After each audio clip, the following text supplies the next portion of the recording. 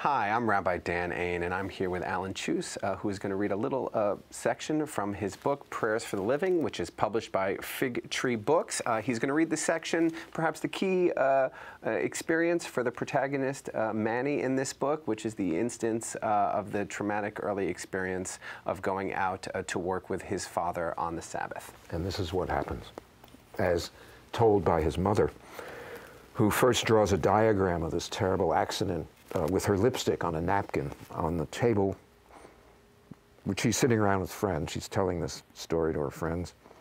So you see what happens? The fire truck nudges the taxi, and the taxi swings to the left, just ahead of my Jacob and Manny, and the cart, and the truck coming from the east.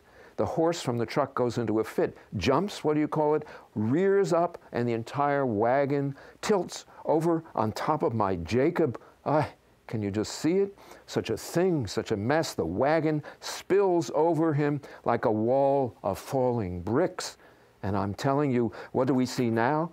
We see a crash of truck and splintered wood and moans we hear and shouts. And the horse is screaming like a man, and there's bottles all over, smashed, broken milk bottles, and a big lake of milk spreading out underneath everything. Fruit and fruit like little stepping stones in a lake of milk. And my little Manny picks himself up where he got knocked halfway across the street, and he's cut and he's bleeding. Not major, just minor, but he's lucky to be alive because the fire truck kept on rushing past, right past, bells clanging to the fire in the east. Bells, bells, bells, bells, bells. It trails away in Manny's ears, and then he hears the screaming. "Papa," he yells, across the lake of milk that spread out from beneath the wreck of truck and cart. Stepping stones of fruit trip him, and he stumbles and picks himself up. There's screaming, and he sees the gathering crowd, the mob, and he hears the screams rise higher and higher in pitch until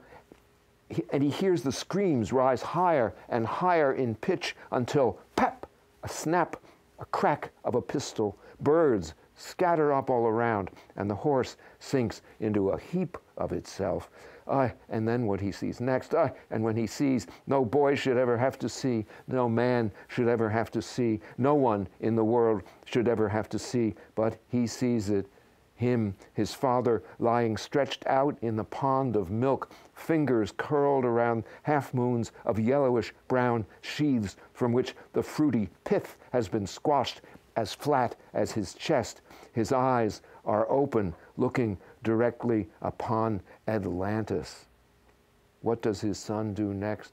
What would anyone do? He doesn't know what to do, and as the crowd follows the sound of the moaning before the horses, now his, he kneels on his father's awful chest and then reaches out into the mess of milk and muck. And I'm telling you, and I'm afraid of telling you what I'm telling you, the blood that spilled there too, and up comes his hand with a piece of six-pointed glass. "Here, give me another napkin. I'll show you.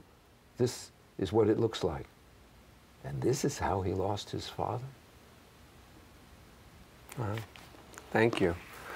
Where did you get that idea for for the six-pointed glass? It comes from a potato. In Ulysses, Leopold Bloom has a little icon, a little good luck piece that he carries around with him through that entire day of June 16th. And it's a little dried potato pit, or pith as he calls it. And whenever he becomes disturbed, it's there in his pocket and he rubs it. Wow. Well, thank you for the reading. The book is Prayers for the Living. It's published by Fig Tree Books. And thank you so much, Alan Cheuse. It's been great. Thank you, Robin. Pleasure.